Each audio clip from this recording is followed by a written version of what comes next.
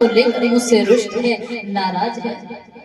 कृष्ण, मैं आज के बाद तुझे वचन देती हूँ, कभी कुछ नहीं कहूँगी। तो गोपियों को जी भर के सताना, मैं कभी तुझे नहीं डांट लगाऊंगी, ना तुझे उधर से बांधूंगी, कभी तुझे परेशान नहीं करूंगी। लेकिन तू कह गए कि तू मैया को छोड़कर जाना नहीं चाहता। आज सारी रात्रि सभी रो रहे। प्रातः काल होते ही भगवान आज राधा रानी से मिलने पहुंचे। जब राधा रानी से मिलने के लिए पहुंचे, राधा रानी ने देखा भगवान के चेहरे पर उदासी, तो कहा कृष्ण, ये उदासी कैसे? उदासी का क्या कारण है? कारण कहिए, क्यों परेशान? मैंने आज से पहले तुम्हें इतना दुखी कभी नहीं देखा। मेरा मन तुम्हें देखकर विचलित हो रहा है। कृष्ण, कहिए क्या हुआ? तो भगवान राधा रानी से कहने लगे हैं, राधे, मुझे मामा कंस ने बुलाया है, मैं मथुरा जाऊंगा, लेकिन मैं परसों वापस आ जाऊंगा। तो राधा रानी की आंखों में आंसू भर आए हैं। कृष्ण, हम जानते थे तुम एक दिन छोड़कर अवश्य जाओ,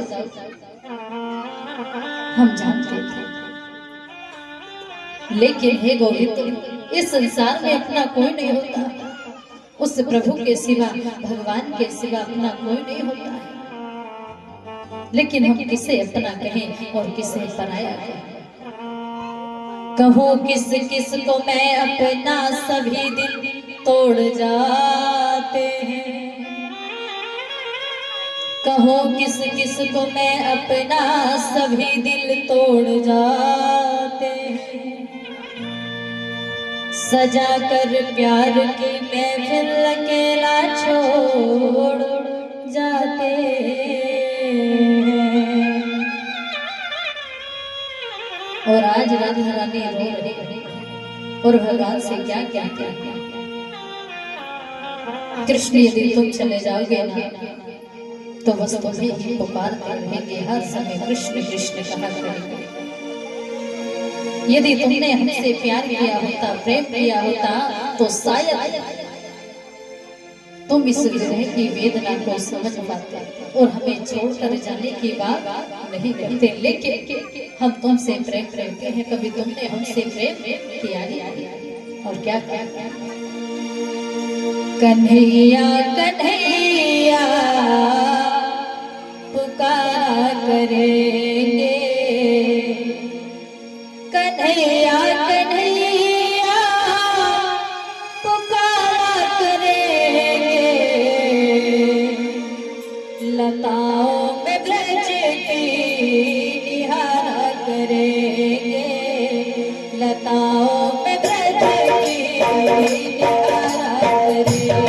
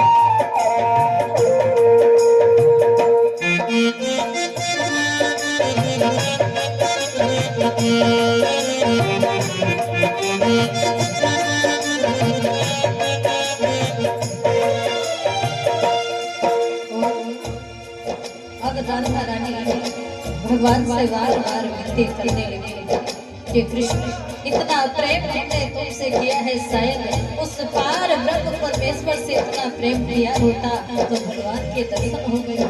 क्या कहती है राधा?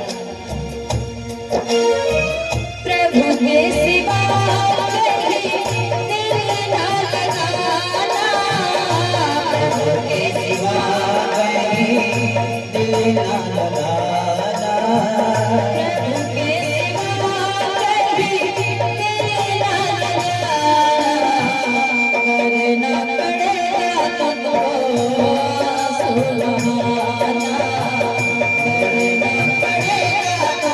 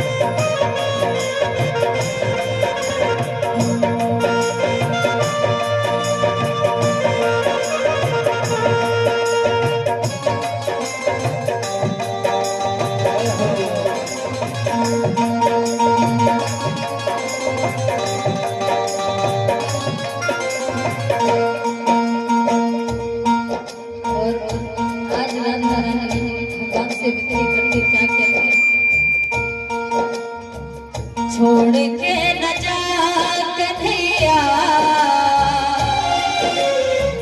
छोड़ के न जा कन्हैया, तुमको मैंने दिया, तुमको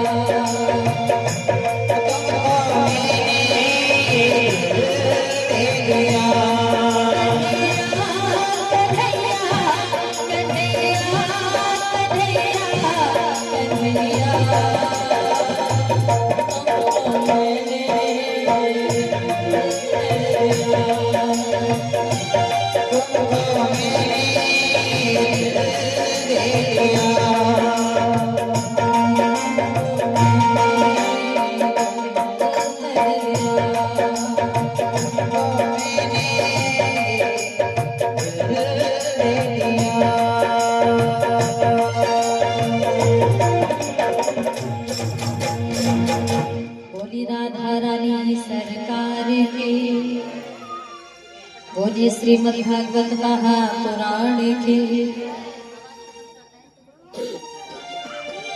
श्री राधा श्री व्यास नंदन श्री सुखदेव जी महाराज समझा कर कहते हैं कि हे राजन परीक्षित, आज राधा रानी भगवान से विनती करते हैं, कृष्ण हमें छोड़कर मत जाइए, यदि तुम हमें छोड़कर चले जाओगे तो जीना संभव हो जाएगा, हमें छोड़कर मत जाइए। इधर भगवान कहने लगे हैं राधा सिर्फ 2 दिन की ही तो बात है, मैं परसों अवश्य वापस आ जाऊंगा। तो उधर भगवान राधा रानी से कहने लगे हैं राधा मैं तुम्हें अपने इस वंशी को देता हूँ, ये मुझे मेरे प्राणों से भी प्यार है, इस वंशी को अपने पास क्यों क्यों क्यों क्योंकि ये जो मेरी वंशी है ना, ये तुम्हें मेरे होने का आभास कराएगा। मानो तुम्हें ये प्रतीत होगा जैसे कृष्ण मेरे पास साथ हर पल तुम्हें मेरे होने का ये आभास कराएगा। भगवान राधा रानी को अपने वंशी को देकर चले जाते। इधर सभी रो रहे, मैया यशोदा विधाता से विनती करती है, प्रभु कुछ ऐसे लीला करो, मेरा लाला मुझे छोड़ करना चाहे। लेकिन भगवान श्याम सुंदर सभी को समझाने का प्रयास करते हैं और उधर रथ पर प्रभु सवार हो जाते हैं। मैया यशोदा रथ की ओर देखते हैं, हे विधाता कुछ ऐसा करो कृष्ण वापस लौट कर आ जाए और अपनी मैया को हृदय से लगा कर कहे कि मैया मैं तुम्हें छोड़कर जाना नहीं चाहती, मैं तुझे छोड़कर कभी नहीं जा सकती, मेरा लाला एक बार मुझे हृदय से लगे। भगवान जब रथ पर सवार हो जाते हैं, मैया यशोदा मूर्छित अवस्था को प्राप्त हो जाती है और उसी समय मैया यशोदा जब मूर्छित अवस्था को प्राप्त हो जाती है, नंद बाबा भगवान से विनती करते हैं, कहने लगे, हे विधना तेरी कैसी लीला समझ न पाते हैं,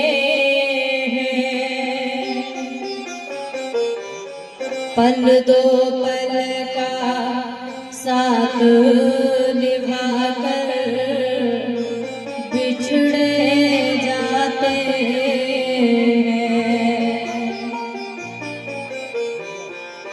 ऐसी है ये प्रभु की माया,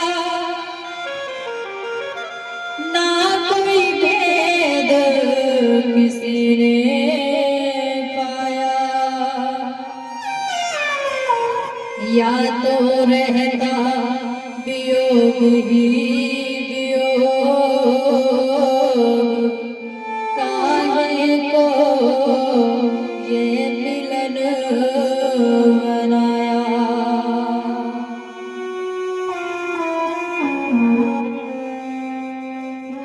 आज भगवान जब रथ पर सवार होकर चले,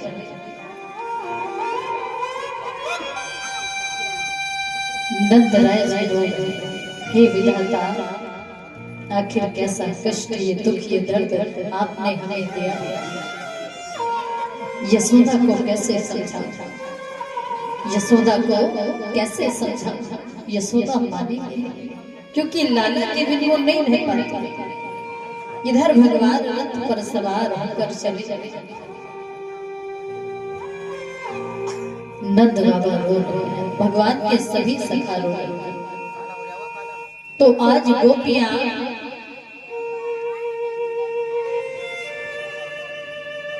रास्ते में जाकर लेट जाती हैं और जब गोपियां रास्ते में जाकर लेट जाती हैं, भगवान का रथ इधर आया है। अक्रूर जी कहते हैं, प्रभु ये सब क्या है, ये गोपियां यहाँ क्यों लेटी हैं? भगवान सभी गोपियों को समझाते, तुम सबकी सब पागल हो, मेरे मार्ग की बाधा कर रही है। गोपियां कहती हैं, कृष्ण हम पागल तो हम तुम्हारे लिए, हम तुमसे बहुत प्रेम करते हैं और हे अक्रूर जी आपका तो नाम ही अक्रूर, यानी आप तो हो ही क्रूर, हमारे गोविंद को ले जाने आए हैं, ले जाए लेके हमारे जीते जी हमारे मरने के बाद में कर जाए, इस रथ को हम सबके ऊपर से उतार कर ले जाएंगे, फिर जहाँ जाओ लाला को लेकर जाना हम नहीं रोकेंगे, लेकिन जीते जी लाला को जाने नहीं देंगे, आप लाला को लेकर नहीं जा सकते। भगवान गोपियों को समझाते हैं कि तुम सबके सब मेरे मार्ग की बाधा बन रही हो। गोपियां कहती हैं, कृष्ण मार्ग की बाधा नहीं, बस अपने प्रेमी को जाने से रोक रहे हैं। तो उसी समय भगवान कहते हैं, ये प्रेम नहीं, तुम सभी स्वार्थी हो, स्वार्थ के लिए प्रेम करते हो। गोपियां रोने लगी हैं, कृष्ण हमें स्वार्थी मत कहना, हम निस्वार्थ भाव से तुमसे प्रेम करते हैं, हमारे प्रेम में कोई स्वार्थ छिपा हुआ नहीं। भगवान कहते हैं, कैसे ये असंभव है। अरे प्रेम का मतलब ये नहीं होता कि प्रेमी हर पल हर क्षण हमारे पास हो, साथ हो। प्रेम का तो ये मतलब होता है कि प्रेमी कहीं पर भी क्यों ना हो, हर हाल में प्रसन्न होना चाहिए, खुश होना चाहिए। प्रेम का ये मतलब है, प्रेम का ये मतलब नहीं कि प्रेमी के मार्ग की बाधा बन जाए। गोपियां कहती है कन्हैया हमें स्वार्थी मत कहो। अरे कभी तुमने हमसे प्रेम किया होता तो शायद तुम प्रेम को जान पाते, लेकिन कभी तुमने हमसे प्रेम किया ही नहीं तो तुम क्या जानो प्रेम क्या होता है। लेकिन कृष्ण अब हम तुम्हें जाने से नहीं रोकेंगे, तुम जाना चाहते हो तो बेशक चले जाइए, लेकिन एक विनती है, प्रार्थना है कि जब तुम हम सबको छोड़कर जाओगे ना मथुरा, तो मथुरा में बड़ी सुंदर सुंदर गोपियां होंगी, बड़े सुंदर सुंदर महल होंगे, तो हम सबको भूल मत जाना कृष्ण, हमें भूल मत जाना। हम सब तुम्हारे आने की प्रतीक्षा करेंगे, तुम वापस लौट कर अवश्य आना। और आज गोपियां क्या कहते हैं भगवान से, आइए सभी मिलकर बोलो। कन्हैया हमें तो भुला तो न दोगे, कन्हैया हमें तो भुला तो न दोगे, कन्हैया हमें तो भुला तो न दोगे, कन्हैया हमें तुम भुला तो न दोगे, कन्हैया हमें तुम भुला तो न दोगे, कन्हैया हमें तुम भुला तो न दोगे, तड़पने की हमको सजा तो न दोगे, तड़पने की हमको सजा तो न दोगे।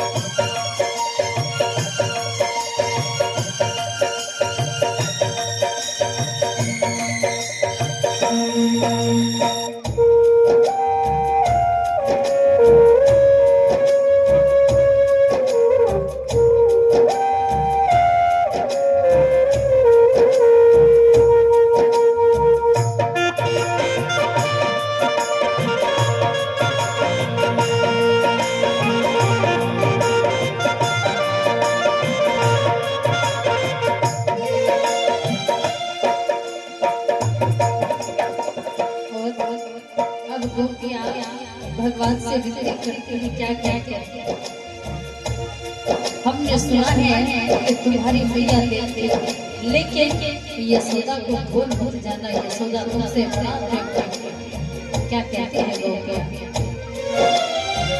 या नंद रानी महाराज रानी, या नंद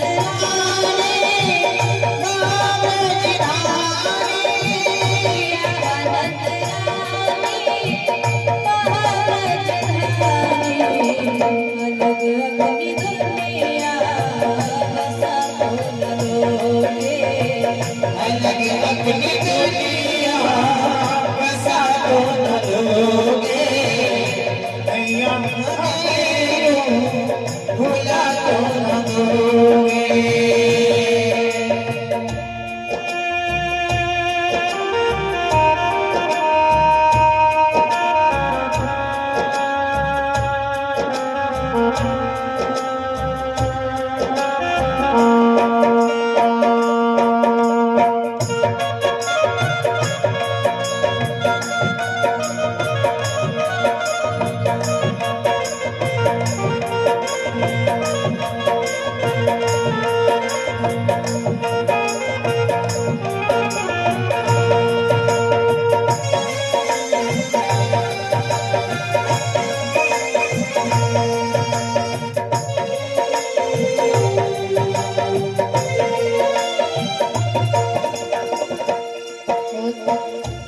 अब गोपियां भगवान से कहने लगी है कृष्ण जब जब मथुरा जाओगे तो बड़ी सुंदर सुंदर गोपियां भी वहां मिलेंगी तो हमें भोग से जाना क्या क्या कहे गोपियां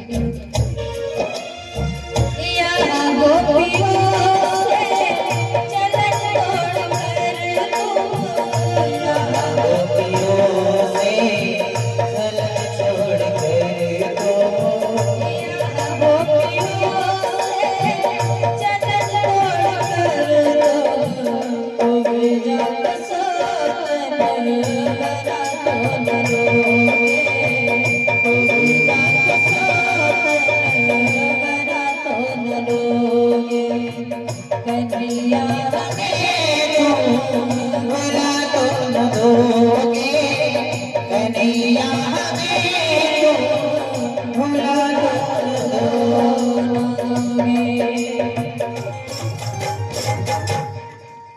बोली कृष्ण कन्हैया लाल की बोली राधा रानी सरकार की। श्री व्यास नंदन श्री सुमेव जी महाराज समझा कर कहते हैं कि हे राजन परिचय आज भगवान गोपियों को समझा कर कहने लगे कि मैं परसों वापस आ जाऊं, सिर्फ 2 दिन की ही तो बात है। गोपियां कहती हैं कन्हैया जाना है तो बेशक चले जाइए लेकिन जल्दी वापस लौट कर आए। हम सभी वृंदावनवासी तुम्हारे आने की प्रतीक्षा करेंगे, तुम्हारा इंतजार करेंगे गोविंद, वापस लौट कर आना। इधर भगवान रथ पर सवार हो जाते हैं और प्रभु रथ पर सवार होकर मथुरा में प्रवेश करते हैं तो मथुरा के सभी नर और नारियां भगवान को देखकर बड़े प्रसन्न हो जाते हैं, बहुत प्रसन्न, और आपस में चर्चा करते हैं यही हमारे पालनहार हैं, यही हमारे तारणहार हैं, यही भगवान के मथुरा की सब नारियां और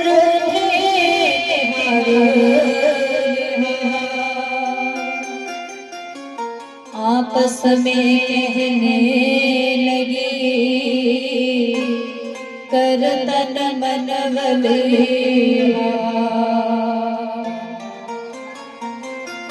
आज मथुरा के सभी नर और नारियां भगवान के दर्शन करते हैं और सभी बड़े प्रसन्न हो जाते हैं। यही हमारे पालनहार हैं, यही हमारे तारणहार हैं, कृष्ण आ चुके, सभी प्रसन्न हैं और सभी खुशियां मनाते हैं। तो आते ही आते भगवान श्याम सुंदर जैसे ही मथुरा में प्रवेश करते हैं तो भगवान की भेंट कंस के धोबी से, जैसे ही प्रभु की भेंट कंस के धोबी से हुई तो उसी समय भगवान कंस के धोबी से कहने लगे हैं कि भाई तुम्हारे पास जो पोटली है इस पोटली में क्या है? तो कंस का धोबी कहने लगा है इस पोटली में महाराज कंस के वस्त्र। अब प्रभु कहते हैं वस्त्रों को हमें दे दो, क्यों? क्योंकि हमारे वस्त्र थोड़े अच्छे नहीं है, हम पहली बार मथुरा आए और यहाँ सभी के वस्त्र बहुत अच्छे अच्छे, लेकिन कंस का धोबी नहीं माना, प्रभु को अपशब्द कहे कि तुम जैसे गवार ग्वालों की इतनी औकात कहाँ कि महाराज के वस्त्रों को धारण कर सको। प्रभु को बड़ा क्रोध आया और भगवान कंस के धोबी की खींच कर तमाचा लगा, प्रभु ने उसका वध किया। अब भगवान जब आगे बढ़े तो प्रभु की भेंट कुब्जा से हो गया। प्रभु ने कुब्जा के हाथ में चंदन का लेप देखा, जो हाथ में कटोरा लेकर जा रहे हैं, कहा कि इसमें क्या है, और बड़ी सुगंध आ रही है, हे सुंदरी ये चंदन का लेप हमारे मस्तक पर लगा दीजिए। कुब्जा कहने लगी है लोग मुझे देखकर मेरा उपहास बनाते हैं, मुझे देखकर हंसते हैं और तुम दोनों मुझे सुंदरी कह रहे हो, क्या तुम्हें लज्जा नहीं आती? भगवान समझा कर कहते हैं कि लोग तुम्हारा तन देखते हैं लेकिन मैं तो तुम्हारा मन देख रहा हूं, तुम मन से सुंदर हो। मैं किसी के तन को नहीं देखता। हर प्राणी मन से सुंदर होना चाहिए, मन से पवित्र होना चाहिए। तन से मैं किसी के कुछ नहीं लेता देता। कोई कितना सुंदर है, कोई कितना कुरूप है, मैं तो भक्त के भाव देखता हूँ।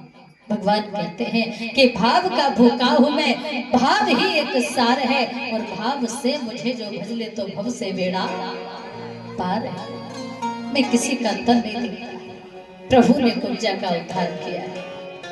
उसके बाद जब प्रभु आगे बढ़े तो जाते ही जाते भगवान श्याम सुंदर ने भगवान भोलेनाथ के उस महाधनुष को तोड़ा है जो सुंदर यज्ञ के लिए रखा हुआ था। जैसे ही धनुष टूटा, आकाश में गर्जना हुई, बिजली चमकने लगी है, गड़गड़ाहट होने लगी। इधर कंस समझ जाता है कि मेरा काल आ चुका है।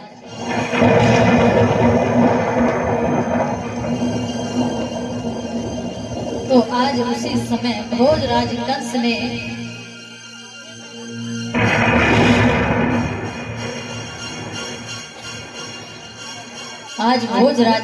कुवलिया पीड़ हाथी को छोड़ने का आदेश दिया। सैनिकों से कहा कि जाओ, जाकर कुवलिया पीड़ हाथी को छोड़ दीजिए। वही कृष्ण और बलराम का वध करेंगे, कि वही कृष्ण और बलराम का वध करेंगे। तो जाते ही जाते भगवान श्याम सुंदर आज कुवलिया पीड़ हाथी का वध करते हैं।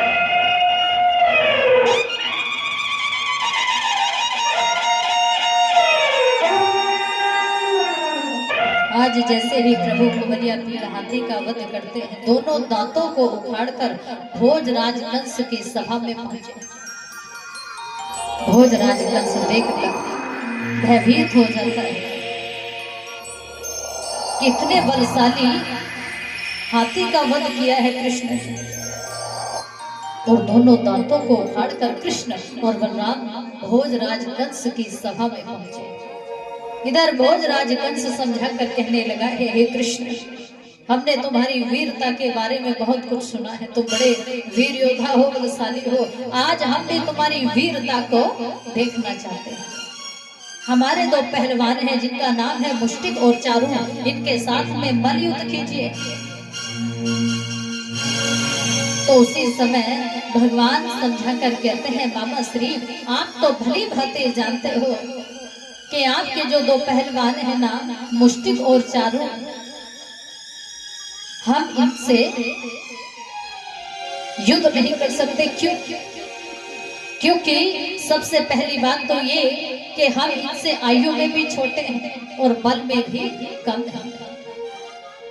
और मल युद्ध तो हमेशा बराबरी वालों में किया जाता है, जो आयु में भी बराबर हो और बल में भी। लेकिन हम तो बालक हैं। भोजराज कंस समझा कर कहता है, लेकिन कृष्ण युद्ध तो करना ही होगा।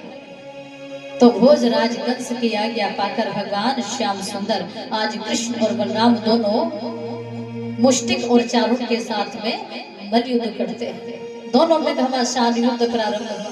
तो देखते ही देखते भगवान श्याम सुंदर ने मुष्टिक और चारू का वध किया है। अब प्रभु भोजराज कंस के सिंहासन के पास पहुंचे और प्रभु ने 3 मुष्टिक का प्रहार किया और उसी समय भोजराज कंस का प्रभु ने वध किया। बोली कृष्ण कन्हैया लाल की। आज भोजराज कंस की 2 रानियां हैं जिनका नाम है हस्ती और प्राप्ति, दोनों रुदन मचा रही है, रो रही है। तो भगवान समझा कर कहते हैं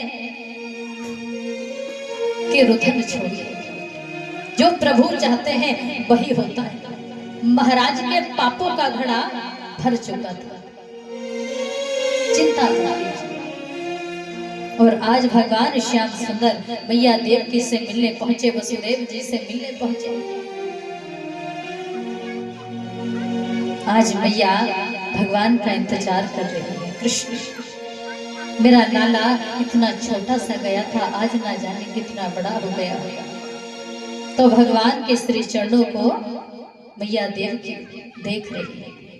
भगवान ने जैसे ही जेल खाने में प्रवेश किया तो उसी समय क्या देखा, मैया देवकी के हाथों में हथकड़ियां है, पैरों में वेड़ियां है। भगवान जाते ही जाते आज मैया देवकी को दंडवत प्रणाम करते हैं। वसुदेव जी को जाते ही जाते दंडवत प्रणाम करते हैं। आज उसी समय भगवान श्याम सुंदर इधर महाराज उग्रसेन के पास पहुंचे जो कारागार में बंद है। जब कारागार में बंद महाराज उग्रसेन को देखा, महाराज उग्रसेन कहते हैं कौन? तो प्रभु ने कहा नाना श्री मैं आपका नाते कृष्ण। कृष्ण क्या कंस का वध तुमने किया है क्या? ये तुमने अच्छा नहीं किया। वो मेरा दुष्ट पुत्र था, आता ताई नीच दुष्ट था, ये तुमने उचित नहीं किया। उस कंस का वध करने का अधिकार तो मुझे था, वो तुमने मुझसे छीन लिया है। भगवान कहते हैं कि नाना श्री यदि एक पिता के हाथों पुत्र का वध हो जाए तो ये अनुचित है, उचित नहीं है। फिर तो पिता और पुत्र का रिश्ता नाता ही समाप्त हो जाएगा। महाराज उग्रसेन कहने लगे हैं कि आज के बाद मथुरा के राजा कृष्ण तुम कहलाओगे। तो भगवान कहते हैं कि नहीं, मैं तो अभी बालक, मैं तो अभी बालक। मथुरा के राजा आप थे, आप हो और हमेशा आप ही रहोगे। महाराज उग्रसेन को राज तिलक कराया गया, राजा बना दिया गया। आइए कुछ दानदाताओं के नाम श्रवण करें, उसके बाद आगे को कथा श्रवण करें। श्री राधे बोले वृंदावन विहारी लाल की। श्री व्यास नंदन श्री सुखदेव जी महाराज समझा कर कहते हैं कि हे राजन परीक्षित, आज महाराज उग्रसेन को राजा बनाया गया। अब भगवान महाराज उग्रसेन के राज्य में उनका हाथ बटाते हैं। इधर मैया देवकी एक दिन भगवान के लिए भोजन की थाली परोसती, तो मैया ने भोजन की थाली में गोर से वाली मिठाई और माखन परोसा। भगवान ने भोजन की थाली को देखकर दोनों हाथ जोड़कर प्रणाम किया और भगवान भोजन नहीं पाते, चले जाते। मैया ने फिर से भोजन की थाली परोसी, भगवान ने फिर से भोजन नहीं किया। जब भोजन नहीं किया तो एक दिन मैया देवकी भगवान से कहने लगी, कृष्ण क्या हुआ है, भोजन नहीं करते? भगवान कहने लगे हैं मैया भूख नहीं है। इधर मैया देवकी माँ यशोदा के लिए एक पत्र लिखती है और पत्र में लिखा, यशोदा तू तो कहती थी मेरा लाला दिन भर में 6-6 बार भोजन करता है, लेकिन ये तो एक बार भी अच्छे से भोजन नहीं करता। तुम मेरे लाला पर झूठा दोष लगाती थी। मैया देवकी जब मैया यशोदा के लिए पत्र लिखती है, नंद राय जी ने वह पत्र पढ़ा तो यशोदा से कहा, यशोदा मैं कहता था ना कृष्ण हमसे बड़ा प्रेम करता है, देखो वो तुम्हारी याद में भोजन भी नहीं पाता, उसे अपनी मैया के हाथ का बना भोजन ज्यादा पसंद है। मैया यशोदा रोने लगी, मेरा लाला भोजन नहीं पाता, मेरा लाला भोजन नहीं करता, उसको भूख लगी होगी। और मैया मूर्छित अवस्था को प्राप्त हो जाती है। नंद बाबा भगवान के सन्मुख खड़े हैं, आंखों में आंसू भरे हैं और भगवान से विनती करते हैं, प्रभु आखिर ये कैसा दुख दर्द आपने हमें दिया है। क्या कहते हैं नंद राय जी भगवान के सन्मुख खड़े होकर, श्याम सुधारस का प्याला गर मुझको पीना जाता, पीते पीते इतना पीता सागर का किनारा जाता, फरियाद मेरी सुनकर तुमको पसीना जाता, रोता तेरे दर पर इतना, सावन का महीना जाता। आज नंद बाबा रो रहे हैं और क्या कहते हैं भगवान से, दुनिया के आगे प्रभु चुपचाप मैं रहता हूँ, इस दुनिया के आगे प्रभु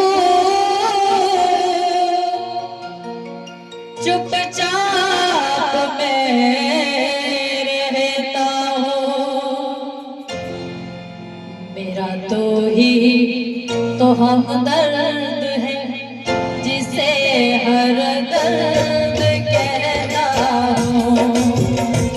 मेरा तो ही तो हमदर्द है जिसे हर दर्द कहता हूँ।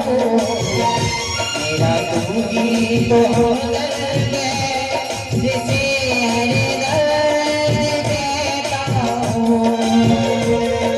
दुनिया के आगे प्रभु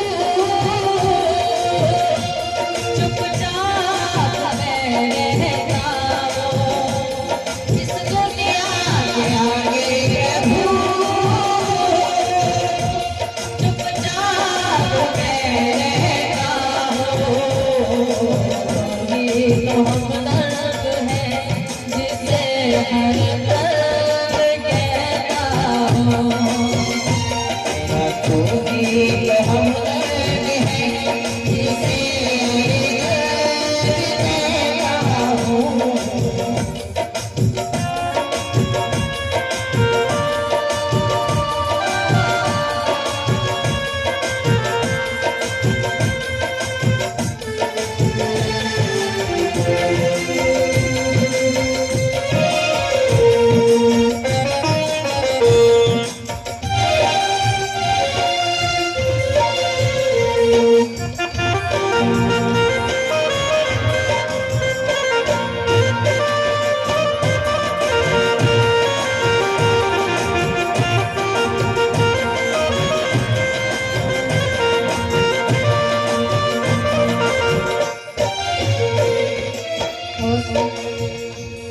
आज नंद बाबा भगवान से विनती करते हैं, संसार में अपना कोई नहीं है।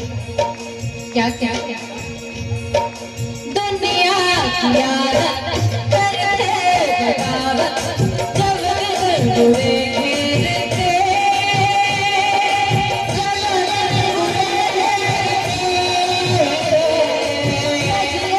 चुराते दूरी बढ़ाते सभी यार तेरे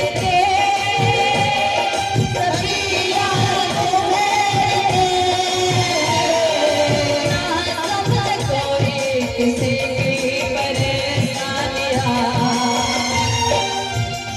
मेरा तो ही तो हमदर्द है जिसे हर दर्द कहता हूँ। मेरा तो ही तो हमदर्द है जिसे हर दर्द कहता हूँ।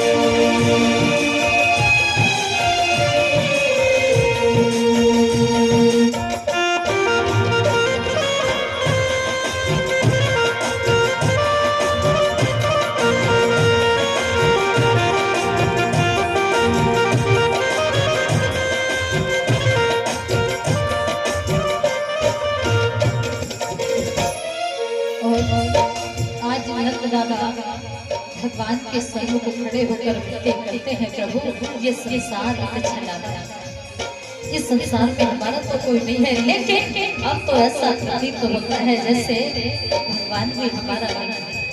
क्यों? अरे संतान को छोड़कर चली जाती है, अपने माता पिता को छोड़कर चली जाती है, हर कोई छोड़कर चला जाता है प्रभु, लेकिन एक भगवान ऐसे होते हैं जो कभी अपने भक्त का सहारा नहीं छोड़ते। और आज हमें ऐसा महसूस होता है, ये प्रतीत होता है जैसे आज तो हमारा भगवान भी हमसे रूठ गया है। क्या कहते हैं नंद बाबा, जग है छलावा तेरे अलावा किसी पर भरोसा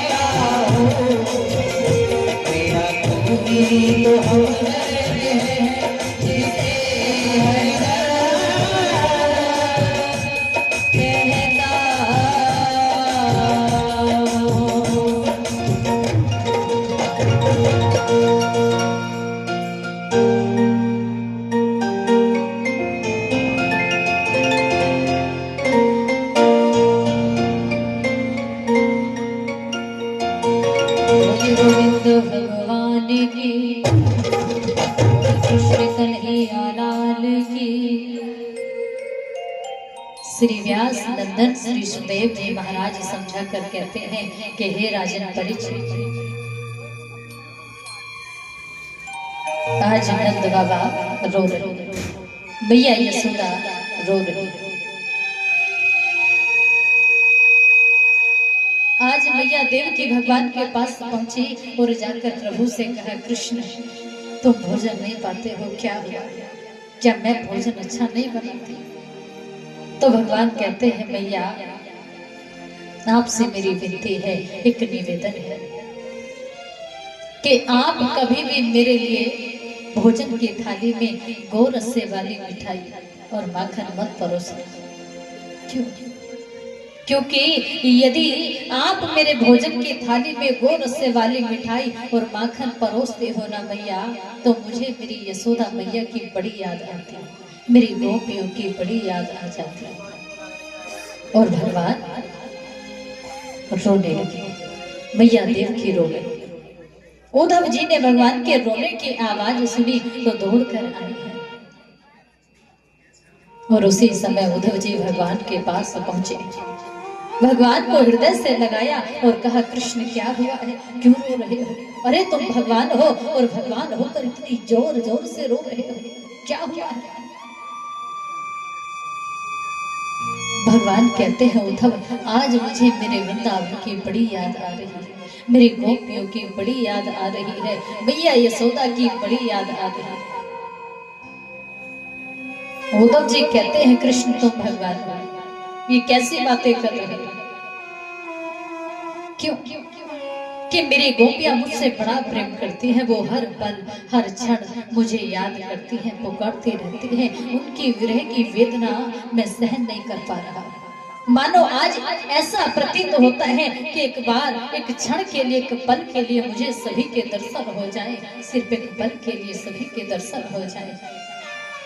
मेरी गोपियां बड़ा प्रेम करती हैं। उद्धव जी कहते हैं, ये प्रेम प्रेम कुछ नहीं होता, यदि कुछ होता है तो वो होता है ज्ञान। हर व्यक्ति को ज्ञानी होना चाहिए, हर प्राणी को ज्ञानी होना चाहिए, ये प्रेम प्रेम कुछ नहीं होता। भगवान कहते हैं, उद्धव तो बहुत बड़े ज्ञानी हैं, मेरा एक काम कीजिए, वृंदावन चले जाइए और वृंदावन में मेरी गोपियां जो प्रेम दीवानी है उन्हें थोड़ा ज्ञान सिखाकर वापस आइए। वो ज्ञानी नहीं है, वो प्रेमी नहीं है।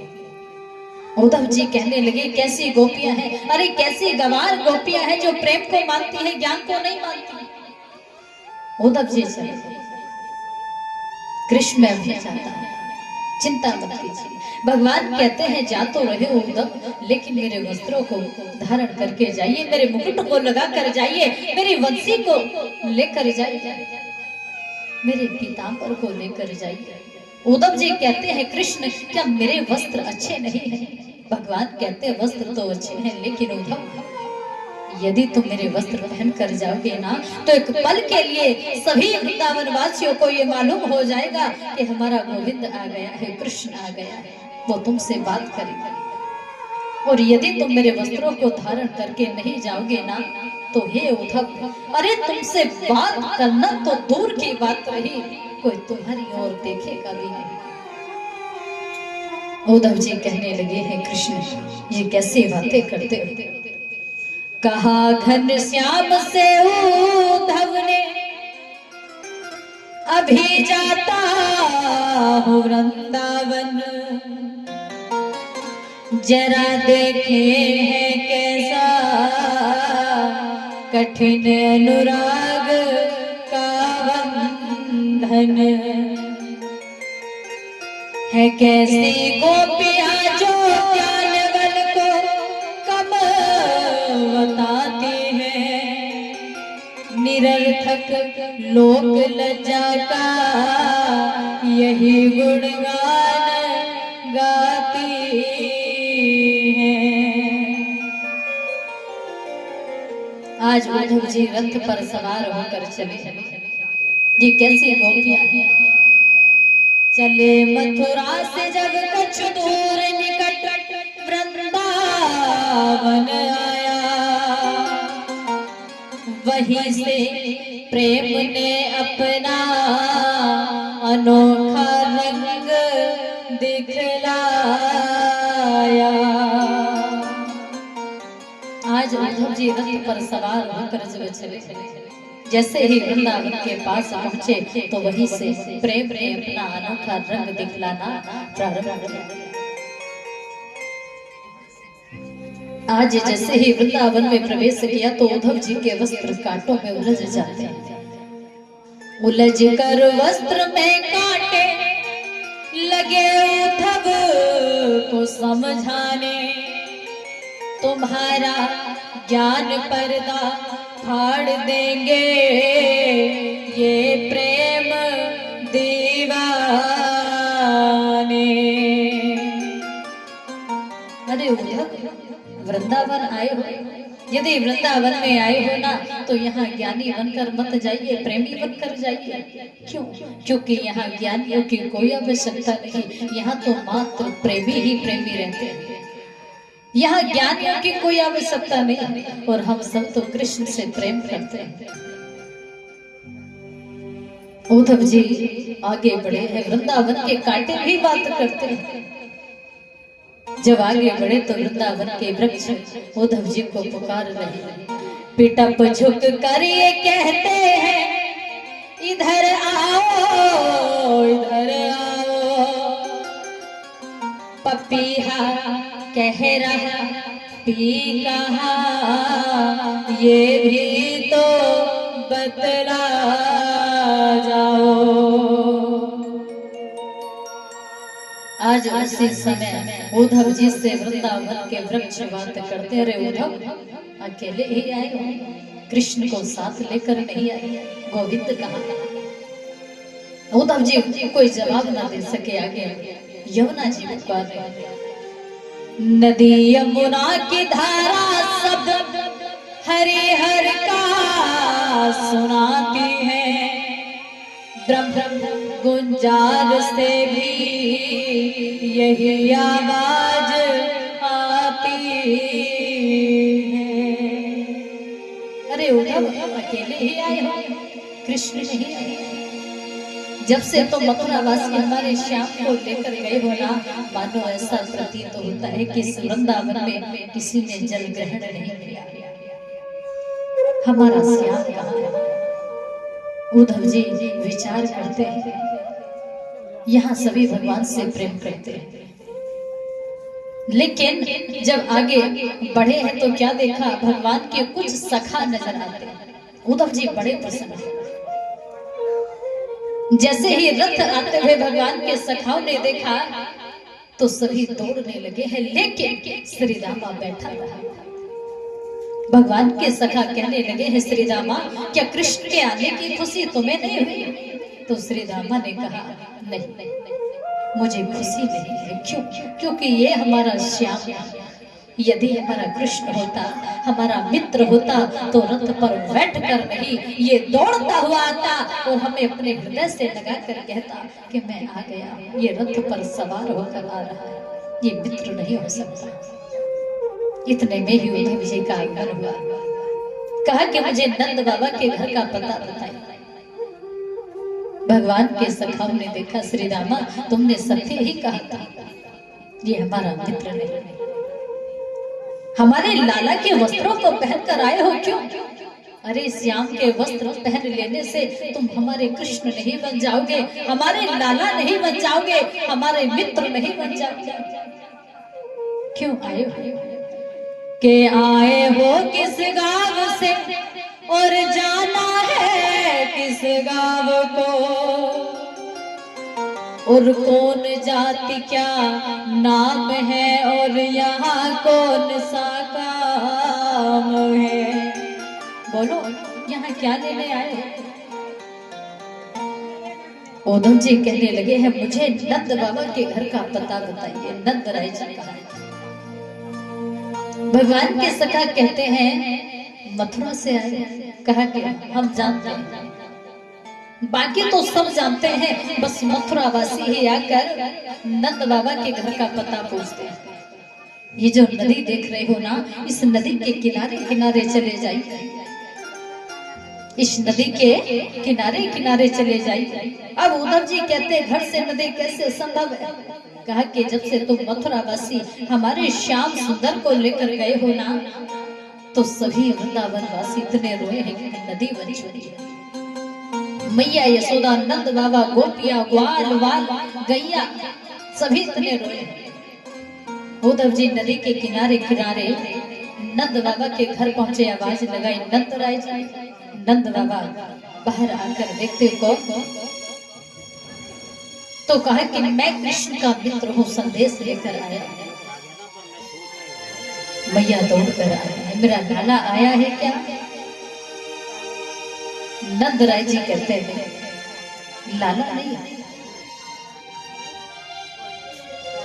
कृष्ण का मित्र है, संदेश लेकर आया। मैया रोने लगी है, संदेश ले जाए, वो मुझसे मिलने नहीं आ सकता। मेरा लाला कैसा है? क्या वो हमसे प्रेम करता है? क्या वो हमें भूल गया है या हमें याद करता है?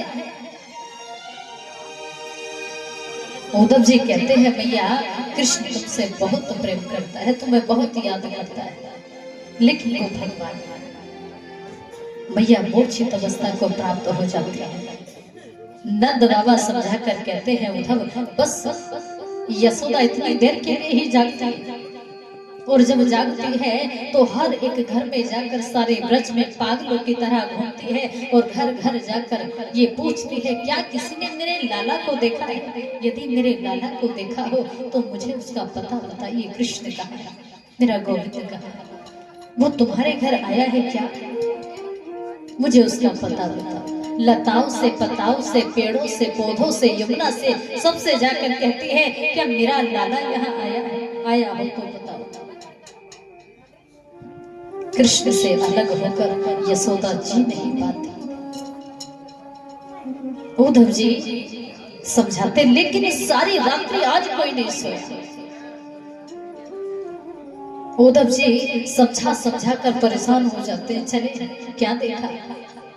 आज गोपियों के पास पहुंचे तो एक गोपी भगवान को याद कर रही है, कृष्ण कितना समय और लगाओगे, अब तो आ जाए, अब ज्यादा इंतजार नहीं होता। उद्धव जी जैसे ही गोपी के पास पहुंचे तो गोपी उद्धव जी को देखकर हंसने लगी। क्या कहती है?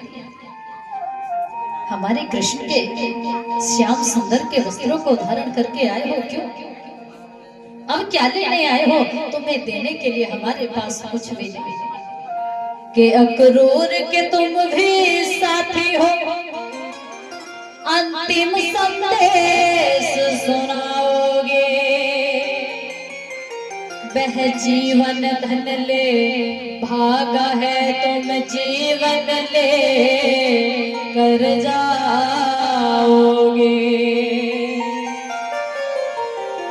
आज गोपियां उद्धव जी से कहती हैं, अरे क्या लेने आए हैं?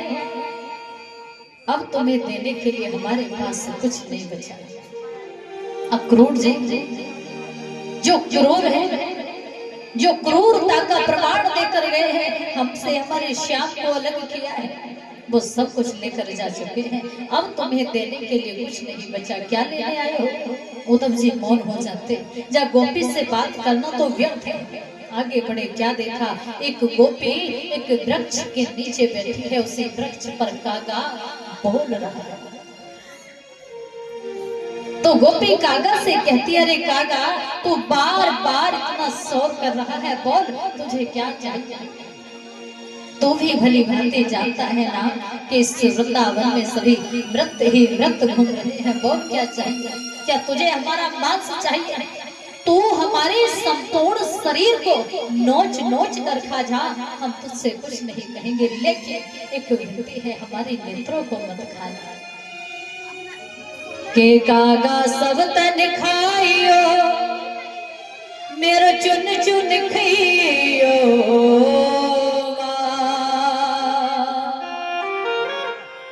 पर दो नैना मत खाइयो, इन्हें श्याम मिलन की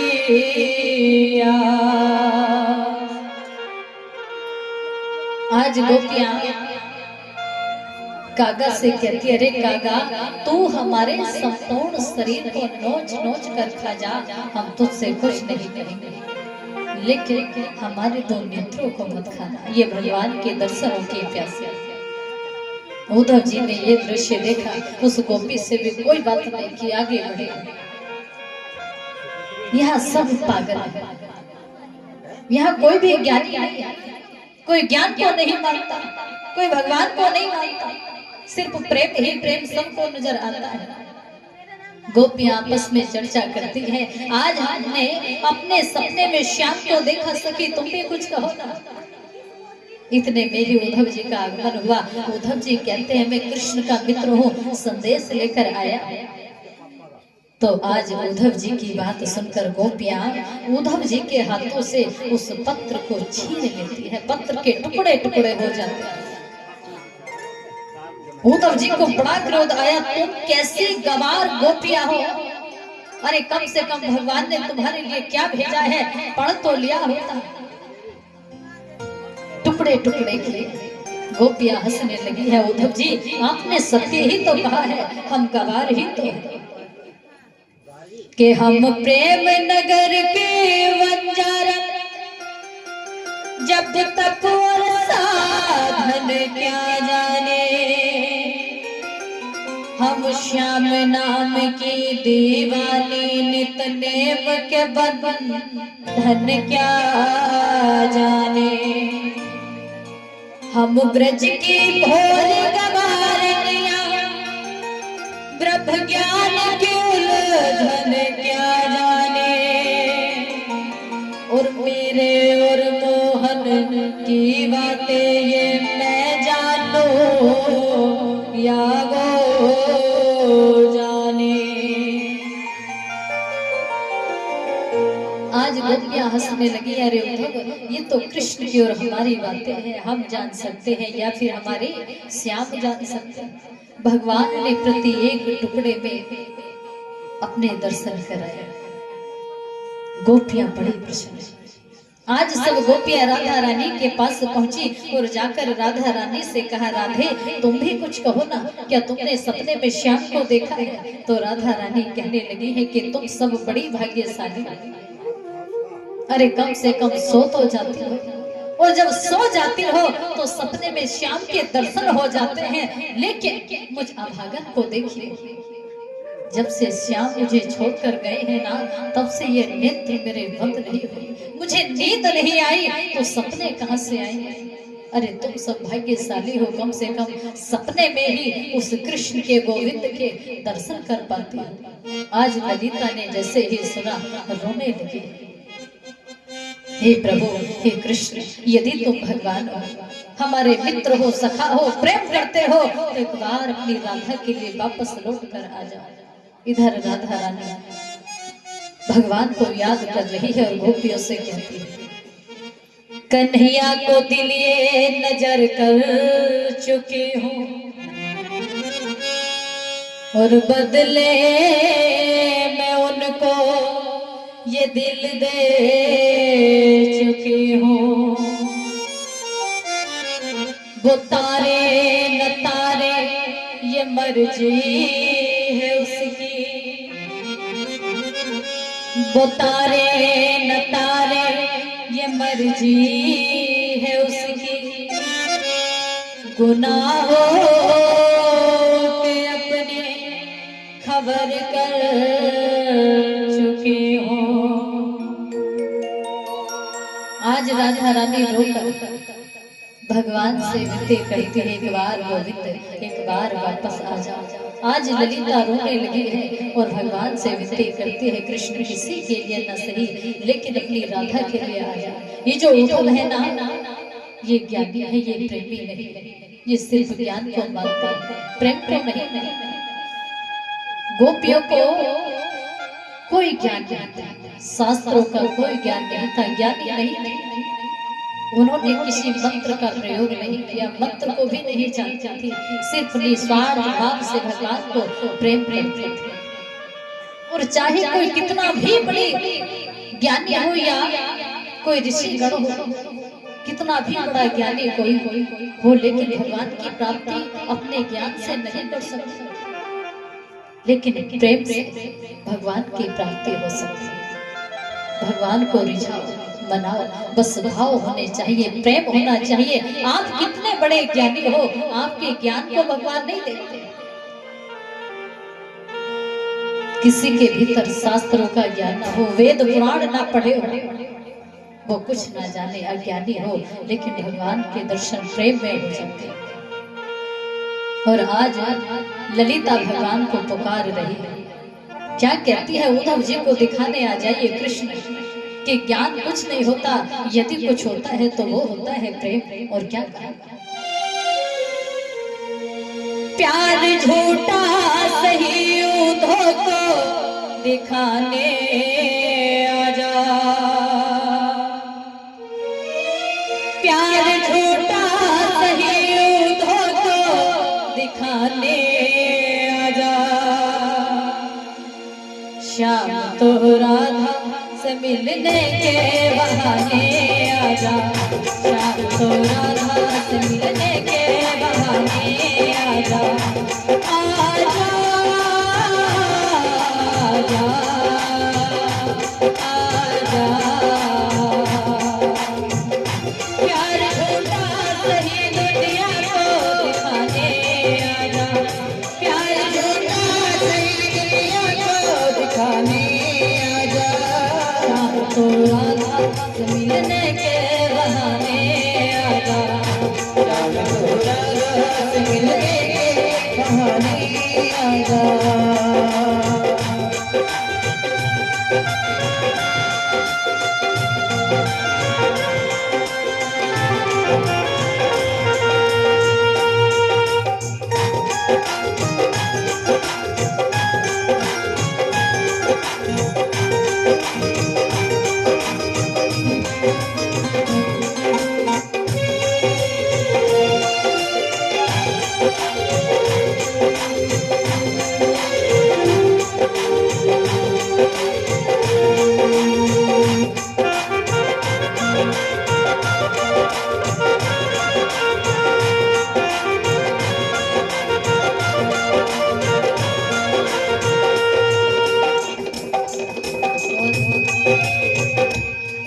और आज गोपियां भगवान से विनती करती है, कृष्ण हमने सुना है तुम भगवान, और यदि तुम भगवान हो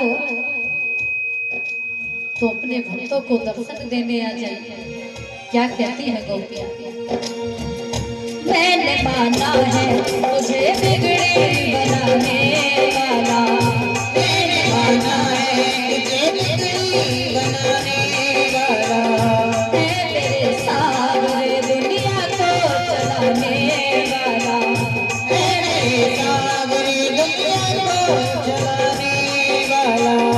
हंसी मझधार में हो,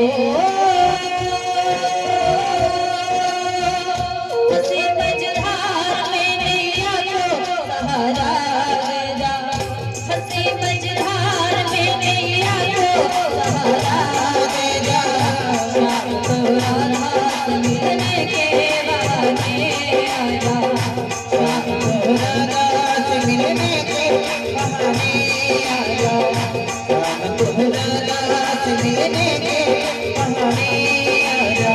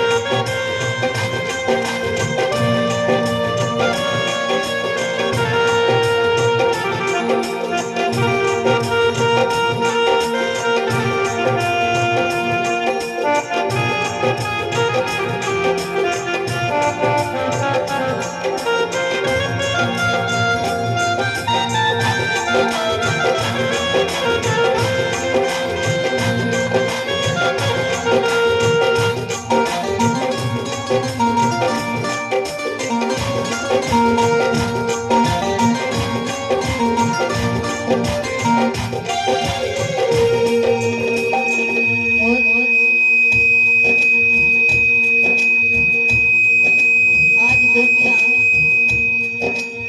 भगवान से विनती करती हैं, कृष्ण हमारे जो जीवन की नाव है ना, ये तुम्हारे ही हाथों में, चाहो तो इसे पार लगा लो या फिर इसे बीच में ही डुबा दो। और क्या क्या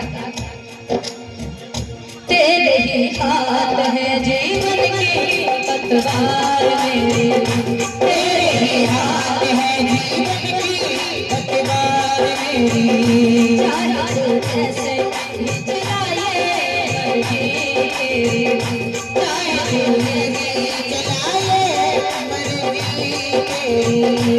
टूटे हुए दिल को,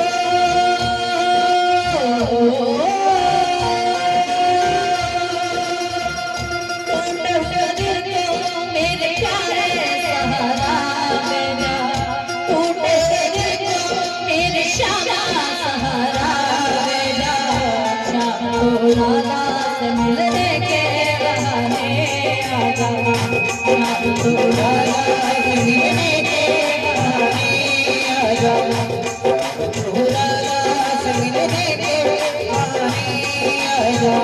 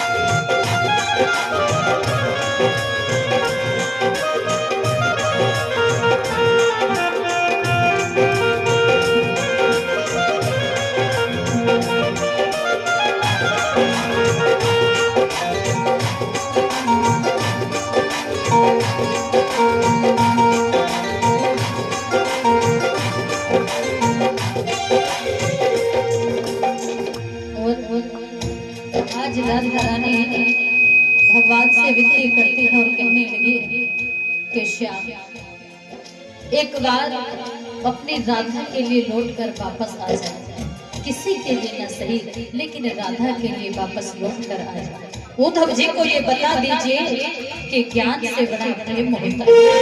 क्या क्या क्या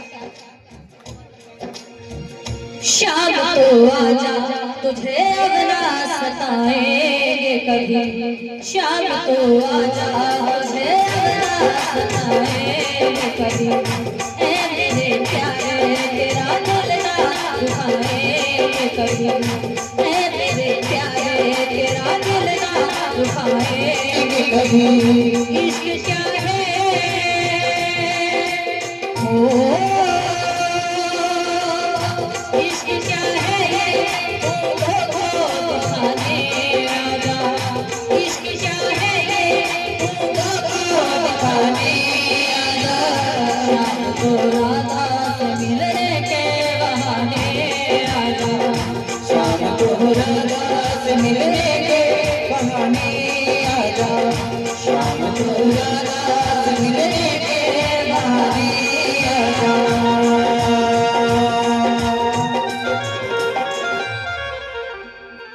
बोल वृंदावन बिहारी लाल की।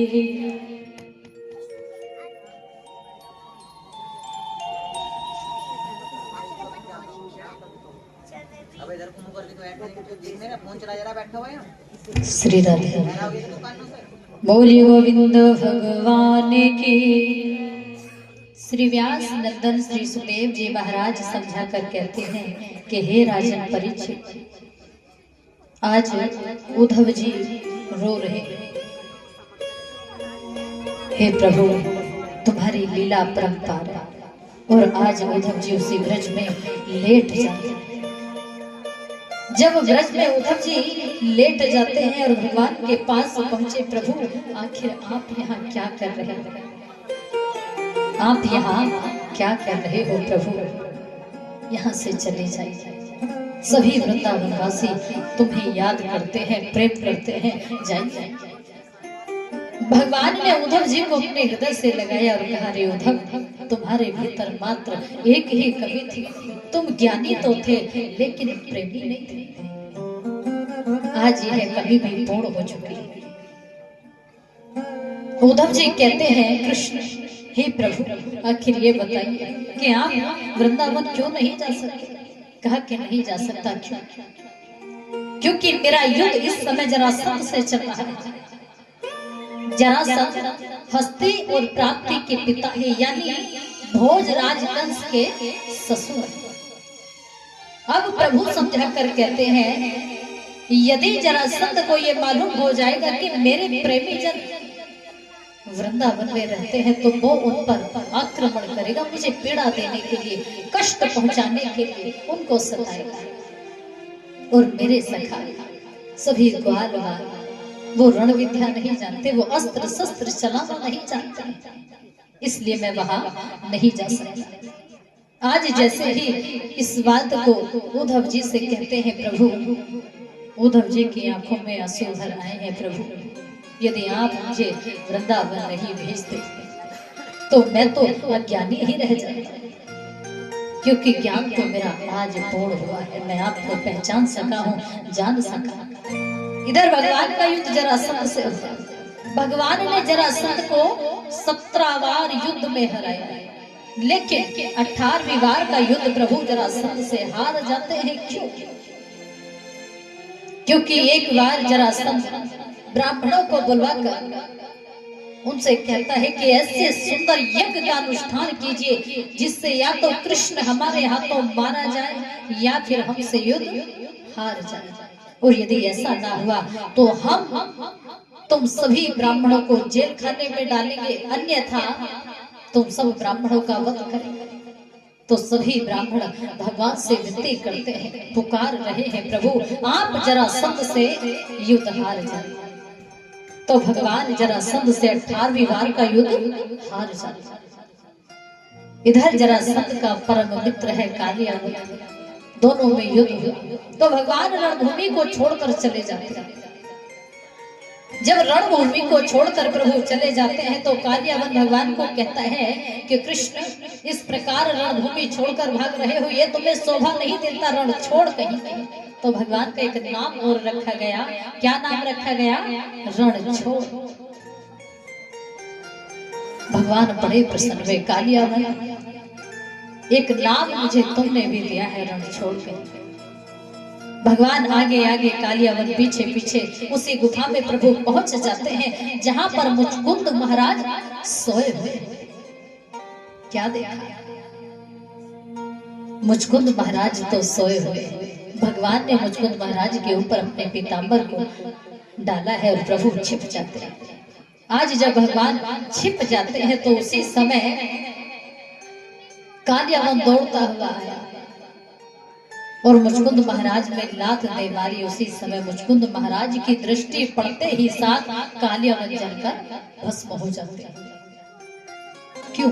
क्योंकि एक बार मुचकुंद महाराज ने देवताओं की ओर से घमासान युद्ध किया और युद्ध करते करते वह थक जाते हैं तो ब्रह्मा जी से वरदान मांगा, हे प्रभु अब हम विश्राम करना चाहते हैं, हमें आज्ञा दीजिए। तो ब्रह्मा जी ने मुचकुंद महाराज को यह वरदान दिया है कि जाओ तुम जाकर विश्राम कीजिए, और जो भी तुम्हारी निद्रा में विधर डालेगा तुम्हारी दृष्टि पड़ते ही साथ वह जलकर भस्म हो जाएगा। तो इस प्रकार से कालियावन का प्रभु ने वध किया है। आज भगवान सभी को लेकर सुंदर द्वारिका नगरी का निर्माण हुआ और द्वारिका में प्रभु ने प्रवेश किया है। आज धीरे धीरे समय गुजरने लगा है। कहने लगे हैं सुखदेव जी कि हे राजन परीक्षित, इधर महाराज भीष्मक हुए हैं। भीष्मक के 5 पुत्र और 1 पुत्री हुई। महाराज भीष्मक के सबसे बड़े पुत्र हैं रुकुम, और इनकी जो पुत्री है उनका नाम है रुक्मणी। तो आज जब एक बार महाराज अपनी सभा में बैठे हुए हैं परिवार सहित, तो रुकुम अपने पिता से कहते हैं कि पिताजी अब हमारी बहन रुक्मणी विवाह के योग्य हो गई है, क्यों ना रुक्मणी जी का विवाह कर देना चाहिए। महाराज भीष्म कहते ये तो बड़ी उचित बात है, यदि तुम्हारी नजर में कोई सुंदर वर हो तो हमें बता दीजिए। तो क्या कहा कि हाँ हमारी नजर में कोई सुंदर वर है और वो है हमारा साला शिशुपाल। उसके साथ यदि हमारी बहन का विवाह हो जाए तो बड़ा ही उत्तम रहेगा। लेकिन महाराज भीष्म के सबसे छोटे पुत्र कहने लगे हैं हम इस विवाह से सहमत नहीं हैं। महाराज भीष्म कहते फिर तुम क्या चाहते हो? तो क्या कहा कि हमारा तो एक ही मानना है, यदि द्वारिकाधीश श्री कृष्ण भगवान से हमारी बहन रुक्मणी का विवाह हो जाए तो बड़ा उचित रहेगा। तो क्या कहते हैं कि एक बार रुक्मणी से बात करनी चाहिए। इधर रुकुम को बड़ा क्रोध आया कि ये सब असंभव है और हमारे जीते जी तो ऐसा हो नहीं सकता। यदि उस कृष्ण के साथ हमारी रुक्मणी का विवाह होगा तो तलवारें सर जाएंगी, लेकिन ये विवाह संपन्न नहीं हो पाएगा। महाराज भीष्म कहने लगे हैं एक बार रुक्मणी जी से बात करने में क्या जाता है। तो रुकुम समझा कर कहने लगा है रुक्मणी जी अभी नादान है, वो अपना भला या बुरा नहीं जानती। और